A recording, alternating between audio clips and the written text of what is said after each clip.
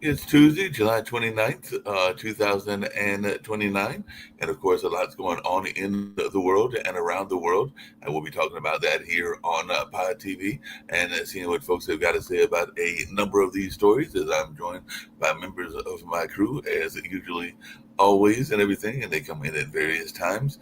But right now, people are asking about the Manhattan shooting suspect claimed to have CTE and mentioned the NFL in his note. So folks are asking who is Shane Tamaru and what we know about the Manhattan shooting suspect. The New York City shooter was apparently targeting NFL headquarters, according to what the mayor says. So definitely, we'll find out more about this as we see other things that are going on in the world and around the world as well, including heat impacts on the weather, not just here in North Carolina, but around the globe and other places as well. So definitely, folks will be paying attention to that. A famine scenario is unfolding in Gaza. UN-backed body says as officials say war death toll has topped 60,000. As Gaza starves, the next generation may also endure the consequences. So definitely that is something that people are talking about. Israeli leaders claim no one in Gaza is starving, and data and witnesses apparently disagree. Like I said, there is the ceasefire going on in the deadly Thailand Cambodia conflict, and that's getting the Army's backing. So guns fall silent on the Thai Cambodia border as commanders seek to uphold the truce. So Thai Cambodian conflict tears at remnants of a once proud empire. So definitely that is something that folks are talking about as they're trying to maintain that ceasefire. And heavy rain and flooding in China kill at least 30. Beijing flooded, see summer of extreme weather even in that part of the world. So heavy rain has left dozens dead in Beijing, according to their state media. So that is something that folks are talking about as well. And Israel's NGO says Israel is committing genocide in Gaza. So in the first, leading Israeli rights groups accuse Israel of Gaza genocide. War scholars are discussing why he does not think there is a genocide in Gaza. So definitely, it'll be interesting to see how folks are judging what is going on in that area. Russian bomb kills 17 in a Ukrainian penal colony. So Russia strikes prison in Ukraine, killing 17 and wounding dozens. So definitely that is something that took place when they struck at southeastern Ukraine. So definitely that is something that folks are talking about as well. And the Starmer holds an emergency Gaza meeting as ministry says Israeli strike kills 112 in 24 hours. Carl Starmer's cautious approach on Gaza is leaving him isolated. So Starmer is edging closer to recognizing a Palestinian state, according to what UK officials are saying. But it definitely looks like Starmer will be holding an emergency cabinet meeting on Gaza amid calls to recognize the Palestinian state. Trump acknowledges real starvation in Gaza and tells Israel to let in every ounce of aid that they can let in and everything like that. So, Palestinian Prime Minister says that Hamas must surrender control of Gaza and disarm.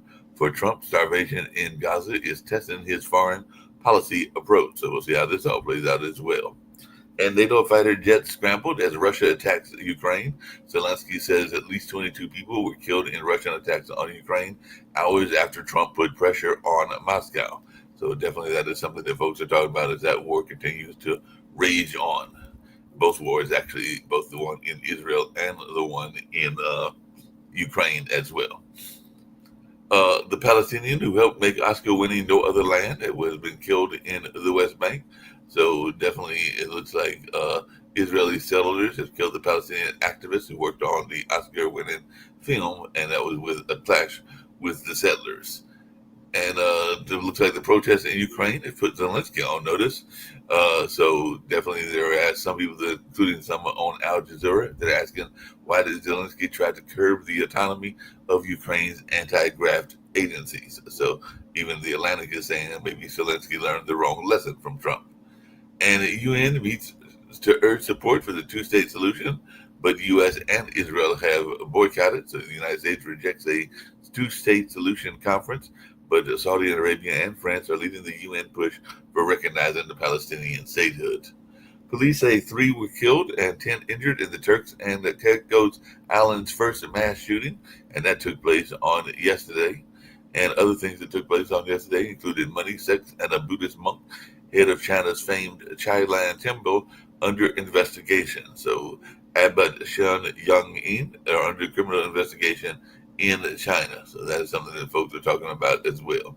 And pro-Ukrainian hackers claim cyber attack as Aeroflot grounds flight. So pro-Ukraine hacker group claims Aeroflight cyber attack. So the cyber attack on Russian airline Aeroflot causes the cancellation of more than 100 flights and everything like that. And Donald Trump blocks Taiwan's President Lai Ching-te from a New York stopover. So Taiwan's Lai set to push back U.S. stopover as U.S.-China trade talks continue, according to sources in various places and all along those lines. So it definitely looks like a Taiwan leader has called off the U.S. stopover as Trump seeks a G summit. And Amazon union leader Chris Smalls detained and beaten by IDF, but apparently the U.S. media has ignored this and everything like that. So definitely that is one of those stories that was coming out of Payday Report and things like that. Yemen's Houthi rebels are threatening to escalate attacks on ships linked to companies dealing with the Israeli port. So definitely it looks like that part of the Houthi war and all along those lines is still continuing. And 9 killed in Ecuador pool hall were collateral victims, says the police. So 17 killed as gunmen attacked a bar in Ecuador, and at least 17 were killed after the gunmen stormed the small town bar in Ecuador. Ecuador's security crisis is what some people are talking about, even in that part of the world. And an attack on a Congolese church killed nearly 40 worshippers on yesterday. ICE-linked rebels accused of killing Christian workers in Comanda. So definitely the Pope even said that may the blood of martyrs in the Democratic Republic of Congo church attack become the seeds of peace.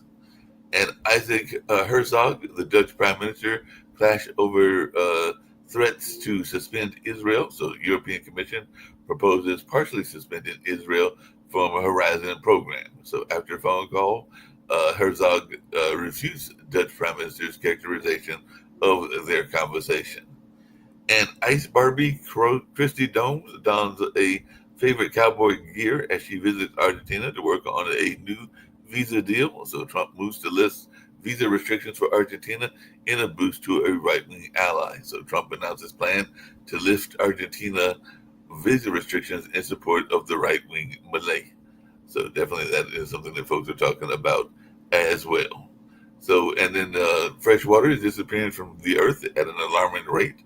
The parched planet paradox, how drought and sea level rise feed on each other, is one of the other stories that is coming out of various reports and all along those lines. And the United States and the European Union have reached a massive trade deal. So Trump is winning his trade war, is what the New York Times is saying. What will that mean for the economy? So Trump got his tariff hike. The rest remains murky, is what Politico is saying. So it'll be interesting to see what folks have to say about all of this tariff conversation. And Brussels scrambles to defend U.S. trade deal, with details up in the air. And Jimmy Fallon ridicules Trump's choice words about Epstein Island.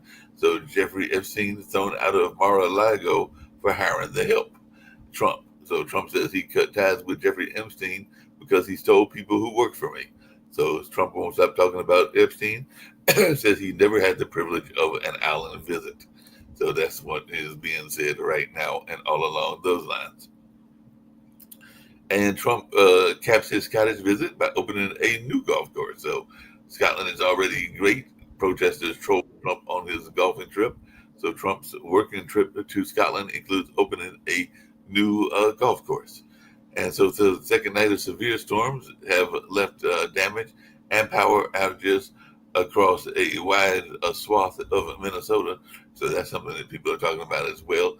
As also Texas House Democrats are fundraising to potentially leave the state to block the GOP. So definitely it looks like there's a lot of things going on in the whole notion of what's going on with the redistricting in that area. and the Department of Justice, under the command of Pam Bondi, have filed a complaint against the judge who raised Trump's ire in the deportation case. So apparently they have alleged misconduct by federal judge Jane Boasberg. So definitely that is something that folks are talking about as well. And Trump may rue the day he sued Murdoch for libel over the Epstein's birthday card. So Trump's lawsuit against Murdoch and the Wall Street Journal apparently has turned personal. So Trump cites Murdoch's age to seek swift deposition in the Epstein case. So definitely lots going on in that area. And a U.S. judge blocks Trump-backed Medicaid cuts to Planned Parenthood. So judge blocks the Trump administration backed Medicaid cuts to Planned Parenthood. So we'll see what goes on in that area as they were trying to defund Planned Parenthood. So lots going on, including the U.S. accepting the unconditional donation of the Qatari jet, even though they're saying the cost of the retrofitting is classified. So we'll definitely be hearing more about that as well. I've got Rick, got to check on Rick and see how he's doing because I know he's fighting some health issues and everything like that. And I think we've also got John with us here as well. So hopefully John will be joining us. It looks like he's out and about walking and everything like that. So how are you doing, Rick? I'm okay. I'm on the tail end of it, I hope. Well, that's good. But I've been thinking about it and I'm pissed. We're 5.5 years into COVID. Right. And it's never going away. And the continuing prevalence and now the endemic nature, the never going away of it, is because of crooks and idiots, starting with Trump, who fired the pandemic response team in 2018.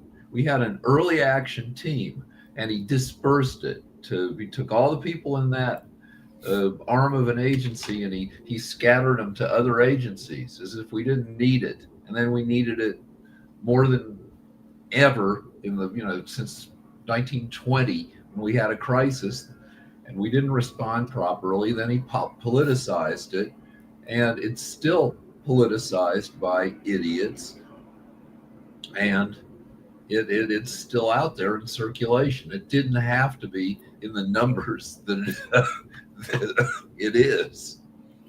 Yeah, it doesn't have to be out there in those kind of numbers and everything like that. But like I said, he's doing a lot of different things. Apparently, he's still having clashes with different courts as well and everything like that. Okay, so the COVID is just one symptom of incompetence and not caring about the American people. And we see it in dozens of other ways from Trump in his second term, which he shouldn't even be serving. He was ranked the worst president in history numerous times by presidential historians. He's clearly shitty. Yeah, but if he's not serving, then we'll have to deal with Vance, and who knows, Vance might be trying to keep Elena Haba in post as the acting New Jersey U.S. attorney, because apparently if you're a friend of Trump, he does things to help you out. So the New Jersey criminal case has screeched to a halt as Aba's authority has been challenged and everything like that. But I know she is a ally of Trump and everything like that. So she was his personal attorney. She didn't win anything, but she's pretty, so he likes her. So he's having her appointed to federal judgeship. Yeah. And it's crazy, or federal prosecutor. It's nutty. It's corrupt. It's incompetent. Is that one of the qualifications that Trump has? Is that any of the women have to be a certain body type or a certain look? Because a lot of them do look similar, whether it's the press secretary or whether it's Pam Bondi or whether it's this young lady. So he does have to seem to have this thing for young, attractive women. Yes. I mean, that's part of the issue where he's been accused of the rape of good-looking underage girls. Yeah, he bought 3 beauty pageants so he could look at beautiful girls. Undressed sometimes. Yeah, and see them undressed. And apparently there's a clash between him and Rupert Murdoch and everything like that. So we'll see how this plays out. But now he's trying to play the age card again because he's saying because Murdoch is even older than he is that he wants a swift deposition in the Epstein case. So what's our take on these two power players going at each other? Well, like you could argue that Murdoch has been even more corrosive to American society than Trump, because Murdoch has had Fox News for a little more than 30 years. And the propaganda on Fox News has permanently deranged maybe 10% of American adults. Maybe a 25 million American adults believe absolute bullshit and are crazy because they've been propagandized for decades. Definitely that propaganda going on. Hey, John, have you gone off to Scotland to open up a new golf course? Because apparently that's something Trump did and everything. So what's Well, your no, take? of course not. As a lazy Canadian, no, I decided not to go to Scotland this year. Yeah, I agree with Rick 100%, everything he said. Um, I'm glad to hear, Rick, that you're feeling a little better. I'm also glad and thrilled that you're no longer on Trump team. Um, I, Oh yeah, if my wife could hear me, she'd get me back on yeah, Trump too okay, fast. She's okay. got no love for Trump, but she has no love for us getting thrown in alligator Alcatraz. Yeah, I understand your defensiveness of criticizing too much. So I love sometimes attending these because I'm always interested in listening to the MAGA lover, because it makes me howl. It's like a comedy show. Like yesterday, our friend said that he didn't like, I guess, NBC just reporting the fact that the plane that was gifted to him, that would cost, like you said, Mark, more than $500 million to fix or upgrade it to the Right, standard. And he blamed NBC. As I mentioned yesterday, those numbers came from the Pentagon. right. So again, this is part of the GOP brainwashing. I'm glad to see that Nick has stopped posting um, bunch of trans women athletes for I'm going to say at least 3, 4, 5 months. That's all he would post. And where did he get this from? Right wing media, including Fox, probably. The MAGA idiots are amazing to watch in real time, just amazing. And it hasn't they still don't believe in the fact of climate change. Ditto for COVID.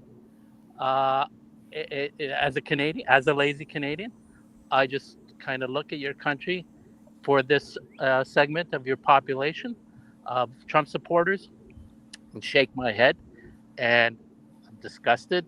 I'm disheartened because that's caused a lot of harm. Like you mentioned, Rick, million plus COVID that could have, been um, managed a lot better. But due to his incompetence and continued incompetence in the second term, it'll just continue to cause more harm. And, you know, I hope Nick comes on, and I'm just curious to hear what other words of wisdom he has so Let's that I talk can about laugh at. let's just quickly talk about trans. Anytime somebody is talking about trans athletes, they're distracting you from the real issues, because there are very few frickin' trans athletes. In the NCAA, there are 50,000 collegiate athletes competing at a fairly elite level. Only 9 of them are trans or were trans when Rick, I 100%. Me posting these kind of statistics and facts on Nick didn't matter one Right. iota. It doesn't matter. They've been brainwashed, Rick. So I understand where you're coming from, but my experience with these MAGA lovers, when you go ahead and try to give them this information that they can check on their own, it does not matter one bit. Yeah, there was a study came out yesterday that Oh said well. that MAGAs are more sociopathic than the rest of the population. Oh wow! So they're more likely to do crimes than the rest of the population. I don't know if they're more likely to do crimes, but they are, according to these surveys and studies, this study, they have more sociopathic tendencies on average than the non-MAGAs. Right. Hey, John, is there any MAGA equivalent in Canada? I never hear anything like this crazy right wing stuff in Canada, but I'm wondering if there's anything that is similar. Well, there are. It's a much smaller. I am concerned a bit because anything from America, we're so close physically located to you guys that the American media um, does seep into our country. So I do hear some talk in there, but it's not at all anywhere close in terms of percentage the same as you guys, which is, and I'll use examples of COVID. We quickly, went and vaccinated ourselves. Most, there were a small number that refused because this whole ridiculous claim that COVID shots and jabs. And when I hear anybody, say, "Oh, I'm not taking the jab," I know that they're friggin' idiots. Um, Yeah. but same. There's some climate change deniers, no question. But the percentage, I guess it's because we're so lazy. That's the way we think.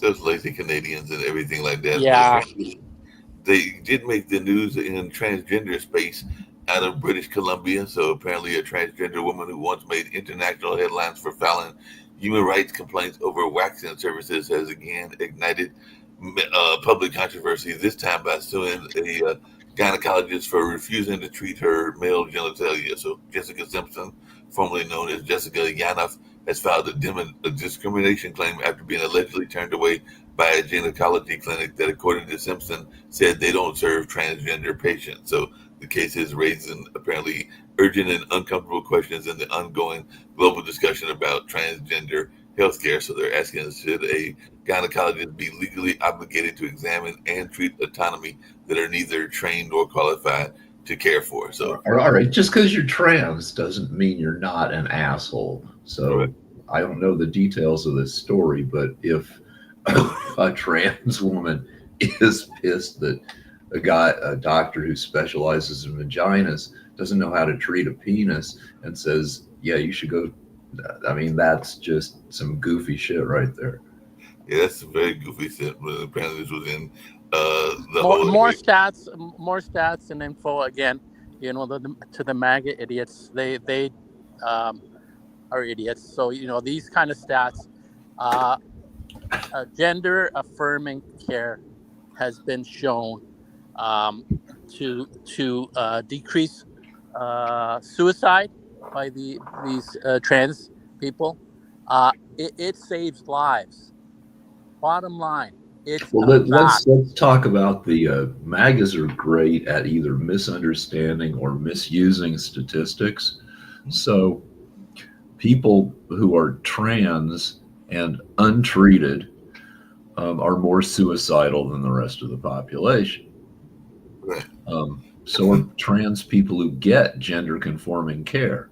They are they're less suicidal, but still more suicidal than the rest of the population on average, because they still have some, it's tough to be trans. And then the MAGAs get a hold of these statistics and say, well, oh, they're still suicidal. It's like, and it doesn't do any good at all, which is bullshit. Yeah, People, and the stats also show that when trans people are supported in the community and accepted, their suicidal ideation decreases a lot. yeah, So again, they reverse the whole idea, the whole notion. Why? Because they've been brainwashed and they're friggin' idiots. All right. So to use an extreme example, would you rather be a trans person or Patrick Mahomes, Hmm. who, as far as I know, is entirely at home in his, he was born male, he identifies as male, and as a three-time Super Bowl winner, he's probably on average a pretty happy person. Um, and so, yeah, like a trans person, not entirely at home in their body, um, is likely to be, less happy than Patrick Mahomes. But are we sure that Patrick Mahomes is happy? Because isn't I think Patrick Mahomes has got a wife that is somewhat of a Trump supporter, or definitely a conservative as well. So maybe he's not as happy as we think he is. Because I do know that there was a whole controversy around who they sided with and didn't side with. But All right, as I so recall, and Netflix has a doc series called Quarterbacks, which right, uh, tracks like Kirk Cousins and two other NFL quarterbacks over the course of a season, and the quarterbacks end up kind of unhappy by the end of the season because none of them made it to the Super Bowl. right, But one thing they are happy with is they have the most peppy, supportive, optimistic wives. The wives come out of a culture of collegiate sports, because they a lot of these women they met them in college, and where they kind of they come out of that whole frat sorority. We're going to be really cute and turned out all the time, and I feel like, yeah, even if Patrick Mahomes doesn't entirely agree politically with his wife, I bet you they get along really well because they make it their job to get along. I mean, they know they're a team. They know to get through a brutal NFL season. right. They have to. There needs to be a ton of mutual support. I tell my wife likes to play devil's advocate and be pessimistic about shit. I'm like, no, no, no, don't tell me bad stuff. Tell me good stuff. Pump me up. Pretend I'm a fragile flower, which I am, and just tell me everything's going to be great. Yeah, and that's a great way to have that attitude and everything like that. By the way, because I know that we talk sometimes about the college days, yours and mine. I don't know what John's college days were like and everything like that. But as I said on yesterday, on Sunday, I was hanging out with some of my fellow alumni of Marquette University and everything like that. And then they were going to the baseball game. We were having 100-degree weather, so I opted not to go to the game and everything like that. But I'm thinking that they had fun, even though the local team lost, so they may not have had as much fun as they would have if they had won. But a couple of the young ladies, at least one, I think there might have been two, were thinking about going to attend the university that I went to and become. I think one of them may already be a cheerleader, but they were definitely going to look at being the cheerleaders on the team if they're not already on the team. So, what advice would you give to potential college cheerleaders and all along those lines, since you used to probably hang out with those, or maybe you were the losers you said before and everything? Well, among other things, get a good orthopedic doctor because cheerleading, um, people who don't know think it's just a ridiculous sideline thing, but no, it's a brutal, brutal sport, which probably has as many serious injuries per capita as football. Um, Another doc that's really interesting to watch is America's Sweethearts, which is the doc about the Dallas Cowboys cheerleaders. Mhm. I think again on Netflix, and those women destroy their bodies doing what they're doing. Like some of them have to get, and they're not even 27 years old yet by the time they're done with the Dallas Cowboys cheerleaders. They have to get hip replacements like they're 75 years old. Some of the moves they do destroy their hip sockets. It's crazy. Yeah, they do some crazy moves, some crazy stunts, and all along those lines. And you're sitting going like, wait a minute, whether it's the ones where they're on top of each other and then doing flips and stuff like that. It's just the they do a they do a jumping spread in the air, and they do a thing where they jump up, they go like this, and they land like that. That destroys their hip sockets. Oh yeah, that would definitely destroy sockets and all along those lines. But you know, And they have to, while they're doing it, they have to look super smiley, and they have to be good people. All these freaking cheerleaders, like when they're not cheerleading or doing their day jobs, because the job of cheerleader doesn't pay enough. Um, so they work in dentist offices and all sorts. When they're not doing all that, they're doing charity appearances. It's a crazy way to live. it is a crazy way to live. But speaking of crazy way to live, I was watching earlier this morning an old rerun of Texas Walker and everything like that, and I did see that an Indiana athlete is going to be running the race in the Brick 400. I think it's Bricktown 400, if I remember the name of it. But it's the other popular race in Indianapolis. We're talking about dangerous careers. That is definitely a dangerous career, automobile racing, because this was a fictional story about a team of Cherokees that were running in one of the races. And of course, some of the racers were mad that it was a team of Cherokees that were going against them and everything like that, and all along those lines. But I just wanted your take on that very dangerous sport, because every time you turn around, I mean, I'm sure that as the pace car, you don't have to worry as much. And that's what Pascal Siakam, who played for the Indiana Pacers, will be doing on this weekend and everything like that. But what is your take on I don't that? know. I feel like auto racing is safer than most pro sports. I mean, okay, if something goes wrong, you have a greater chance of being fully dead, as opposed to football, where you just have a chance of, concussion or But in terms of per capita injuries, like I know that in the NFL, uh, the number of injuries per season is greater than the number of players. So Yeah, um, I don't think it's that way in auto racing. I don't think so. It's just the flame outs, which, like you said, can be oftentimes very dangerous. They try to get them hosed down and try to save as Yeah. many lives as possible. But yes, a lot of those races, race crashes are deadly and can be very deadly and everything like that. So definitely, it is a dangerous sport in that sense. But they try to do all kinds of safety precautions to make sure that the cars are flying fast, but also not having as many crashes as they probably historically used to, and all along those lines. So hopefully those precautions are taking place and helping out a lot in that sense. I know yesterday when we had Sasha with us, and hopefully Sasha will be joining us at 11 o'clock for his show and everything like Oh, that. wait, we should talk about. I'm sorry, I just realized this. There was a mass murder in New York yesterday, Yes. and it turns out to stem from a guy who was pissed off because of a football injury. Yep. This guy, the shooter, was trying to show up, I guess, at NFL headquarters because he played. I don't think he'd played pro ball, but he played ball at some level and suffered CTE, which is um, injury to your brain from repeated hits to the head. And he wanted to kill some people because of that. Yep. And he No, did. He killed people in the wrong office. he went to the wrong office, but yeah, apparently the note did have some connections to the NFL, and he definitely had some NFL connections. Here, I have to cough. I got to mute myself so I can cough. Okay, go ahead.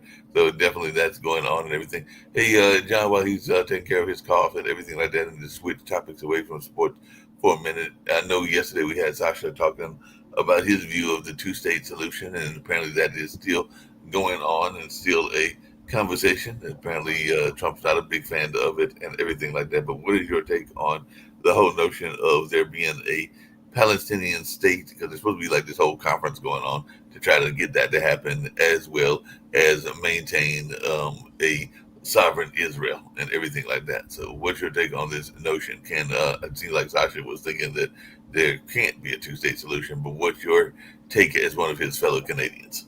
I don't know. I can't really form an opinion. I don't know enough. All I know is, I think I heard Trump say during the campaign that he was going to fix that war Right. on day one. No, even before day one, before he took office. So another empty promise. I want to kind of pivot to the Epstein files. I'm Yeah. enjoying all the MAGA world attacking each other. I'm just relishing it because I think that could be a wedge that might eat away at uh, the GOP's power. I'm kind of looking forward to that. Hopefully, that's happening.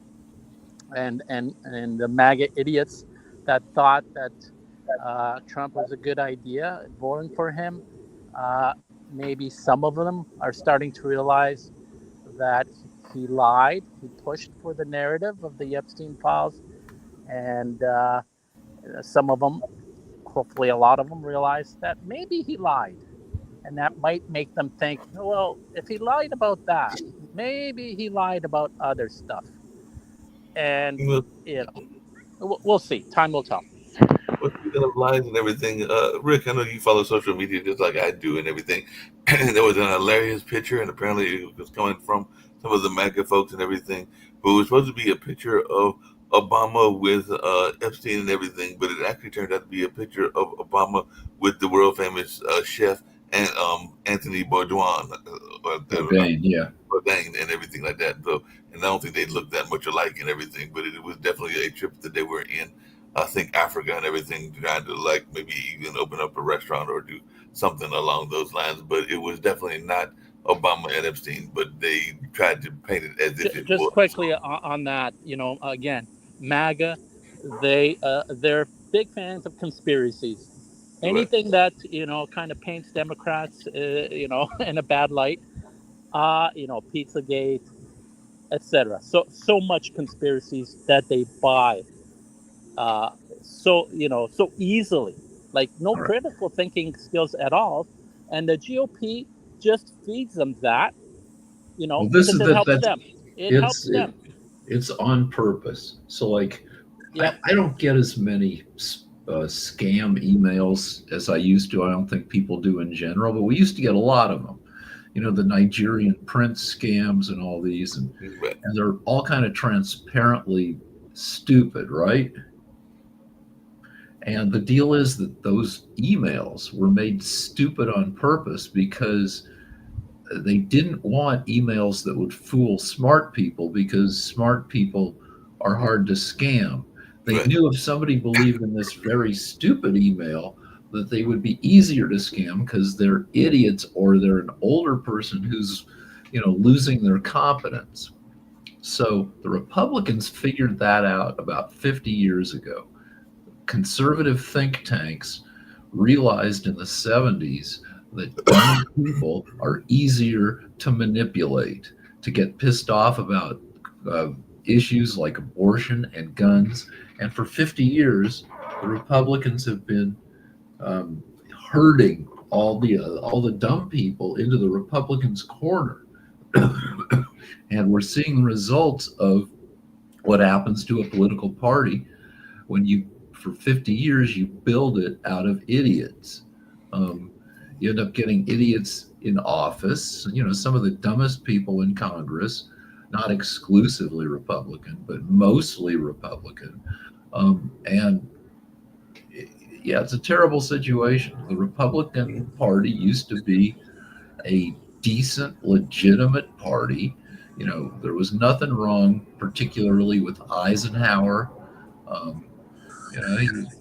Even Nixon did some good things for people, but Reagan, a lot of people liked him, even though he kind of opened the doors to a lot of the horrible stuff we've got going on now. But it's not the same political party. It's stupider, it's meaner, it's more corrupt, and it's a cult, Rick. It's a cult. Okay. I mean, again, like you said, Trump putting in offices of power, like just ridiculous incompetence to the nth degree. It's again shocking. It's like, really, this is who you have in there. The wife of the head of the current head of WWE. Department of Education. Yeah, really. And what does she want to do? I guess people. Well, she was hired to power, take. They want to get rid of the, Department of Education. So again, it's just mind baffling. And the MAGA world, the MAGA lovers, either don't care, or they're idiots. But then you get people like Candace Owens and others that are like you would think they'd be on one side, but they wind up being on the other side. I was actually reading an article, I think it was yesterday, and there was coming back to the trans issue. There was a person that had gone through gender affirming care. Apparently, they were quite a celebrity in that space and everything along those lines, and now they are actively campaigning against it, even though it probably helped them in their own lives and everything like that. But I'm trying to remember the person's name, and I don't have that article. All right, I want to talk about Republicans and Democrats again for a second, where Republican think tanks repeatedly come up with very effective strategies. And I got to ask, where are the Democratic think tanks? Do we even have them? I don't see anything coming out of, Project 2025 comes from the Heritage Foundation, a Republican think tank. That's Trump's governing structure for this term, is how to destroy government according to this Project 2025. But doesn't some people would argue, and I'm not saying that they're right, that there are liberal think tanks and everything, but sometimes they can implode. I want to say that the Gates Foundation was a liberal think tank. Definitely, there will be people that argue that Santos, Jared Santos, has some liberal background and has some think tanks and some money. But what kind of position papers they put out, which is basically what Project 25 was and everything. Because even there's one that tracks a lot of the racism that goes on in the country and everything like that. So there are various liberal think tanks that and everything. I want to say even Black Lives Matter had one that was created and everything. But what they are doing in terms of marketing their product to the general public, that I would agree with you, Rick, is not being done as effectively. It's because Black Lives Matter. The saying that goes along with Black Lives Matter is defund the police. Right. Terrible freaking slogan, terrible message. They didn't mean it either. So it misrepresents what they wanted, which is take some of the funding for police and use it for specialized services for people in like mental crisis or for training for cops so they know how to react without. So here's a list of Democratic think tank policies. What? Healthcare, economic security and labor, social justice and equity and equality, climate, environment, education and opportunity, criminal justice reform, progressive movement, and public engagement. So there's about half a dozen right there that they're, not their messaging. Absolutely, Rick. The GOP and the Republican Party, in terms of messaging, they've always done a way better job of pushing those ideas onto the public, American public, so. Well, not always. 50, 60 years ago, during the Vietnam War, the Democrats, or at least the hippies, were very effective at disruptive messaging. But it's been a 50-year run for the Republicans being more effective. Right. Yep. So, again, and, with the policies, the Department of Education, if the funds disappear, Americans will become even more stupid. And, I'm an optimist. So I keep thinking, eventually, reason and rationality will prevail. But it can't prevail on its own. Like, so Linda McMahon, the wrestling billionaire, was hired to dismantle the Department of Education. But I don't hear anything from the other side about what the Department of Education actually does. Linda McMahon, his wife. Well, she's a billionaire too, because when they divorced, she got half. She was involved in the founding of the wrestling, so she has part of the money as well. But like even here in Durham, and later on today, there's going to be a big speak out, and part of it is around the fact that one of our biggest people in terms of money, in terms of support for this small city, is namely Duke University. So Duke University has uh, millions, if not billions of dollars and everything like that, but they are not paying their workers all that well, and they don't always do a good job of support for their community. So they're actually going to be a big worker speak out where they're going to have folks from Duke, Amazon, and a couple of the restaurants like Waffle House and Wingstop and everything. So that's actually going to be going on at 11:30. I actually ran into one of the organizers yesterday and everything like that. A gentleman, I know some of the organizers, but that one I did not know. It was a new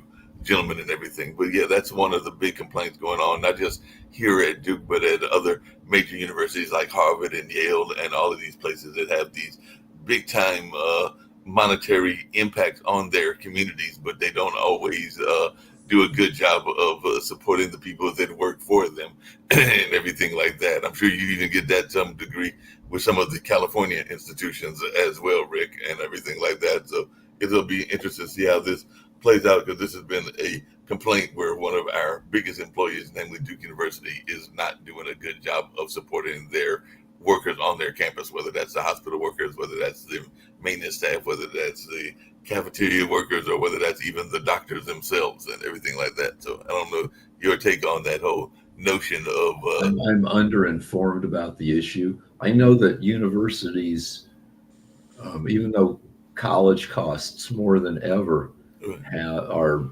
like rip off their adjunct professors. There are tenured professors. Right. Those people make decent money, but the professors who are just kind of hired on a piecemeal basis, those people make rotten money. And so I assume that maybe applies to other workers. It does, and how I longer I know go about faster.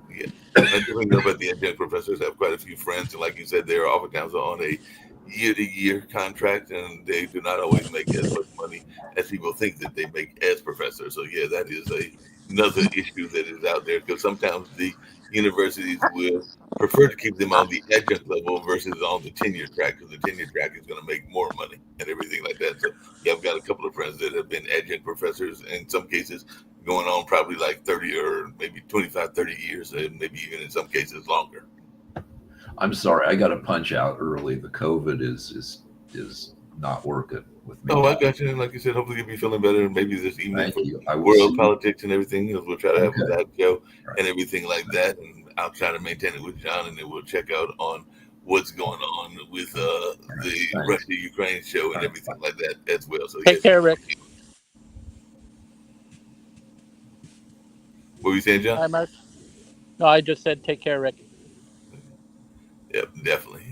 He's got to continue to try to heal and all along those lines. So definitely that is part of the conversations, getting him all healed and everything like that. I don't know where Brother Nick is at. He was here yesterday, but today he's been out of commission. So maybe he'll be back in commission for World Politics or for World Edition on tomorrow and everything like that. What's the big stories other than the what's going on in the U.S. and the tariffs? But what is the big stories coming out of Canada? I wish I could say that I've got some relatives that are up that way. I have a cousin who's very much involved in the Native American space that lives up that way and runs his company Red Eye Supply and everything like that. But I don't know nearly enough, even though your cousin's kids are what, your second cousin? So I've got cousins and second cousins that are up there and everything, even though he's divorced from his wife, who was actually who was originally from Canada. I think she was from one of the Canadian tribes and everything like that. But I'm just wondering, what is the main news that is going on in Canada right now, other than the tariffs? Well, the weather, I guess. Yeah. It's in my neck of the woods. It's hot. I'm not really going to complain, because in 5 months it's going to be cold and snowy, and I hate the winter. Even though I was born in Canada, I love summer, and that's why you see me almost every day. I go for my walks. As a lazy Canadian, I'm right now sitting in a park bench, not far from home, just trying to enjoy the weather under a shade, loving life. Just one thing on PBS. I know you guys talked about PBS last number of days.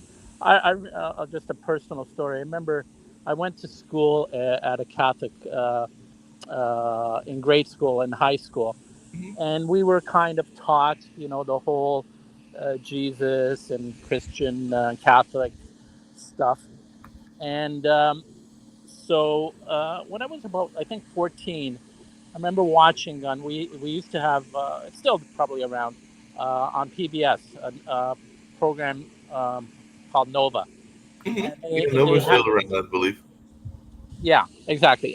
But they had a show, a series by Sagan called Cosmos, Mhm.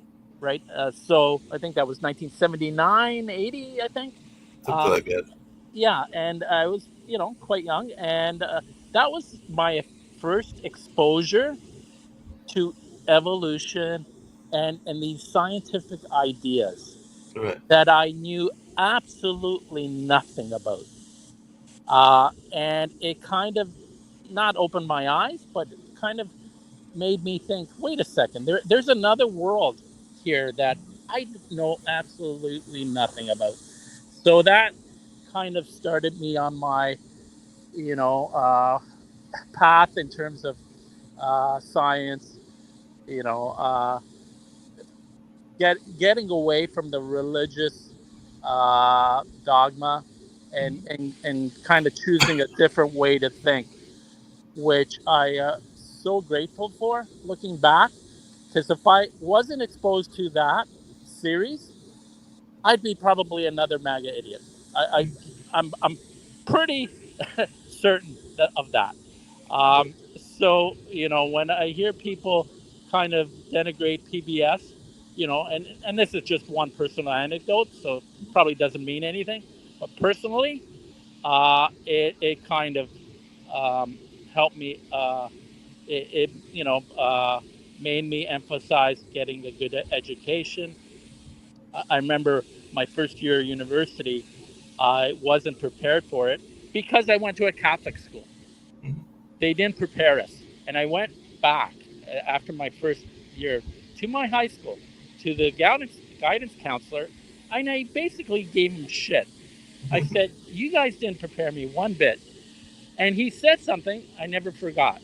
He said, "John, our job as a Catholic school is to make sure that we turn out the students in the faith of Jesus Christ to be a good Christian."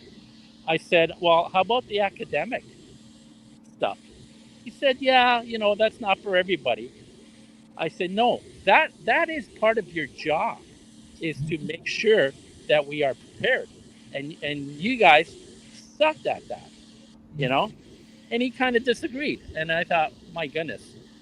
So I'm glad I went into the sciences. I graduated, got a good job in computer science, and I am so grateful to. And then when I,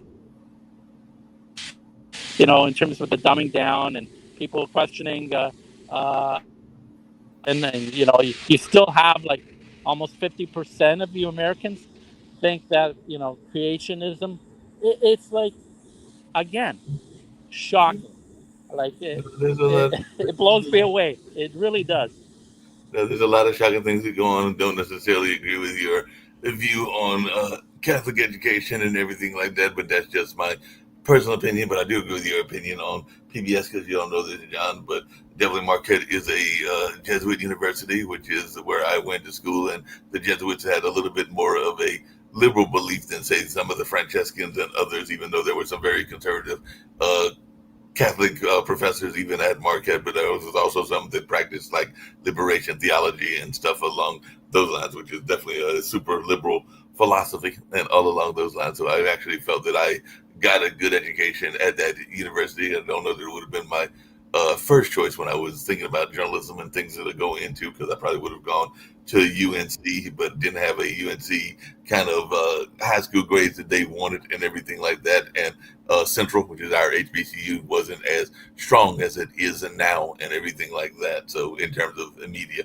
but yeah, I definitely found that our slogan is "Be the difference," or at least Marquette's slogan is, and I definitely think that they do a good job from what I've seen of training people to kind of like do critical thinking and a lot of other things that I am a big fan of. So, like I said, everybody has different attitudes, and I'm not saying because I'm not Catholic, I'm not necessarily Baptist either. I'm actually consider myself more spiritual than religious in altogether, even though I have family members that are associated with a certain Christian church, a Baptist, Southern Baptist, Black Southern Baptist church here in North Carolina, and there's actually kind of our family church and everything like that. But meaning that we have family members who are very involved in it, and of course, I work at a former AME church and everything like that. It's now a cultural arts center and everything like that. Well, it was the AME church. So, but I'm also a big fan of. My parents had a nonprofit radio station that they founded in the late 70s and everything like that. There was an NPR affiliate, which is kind of what I was alluding to. So I'm a big fan of NPR and PBS.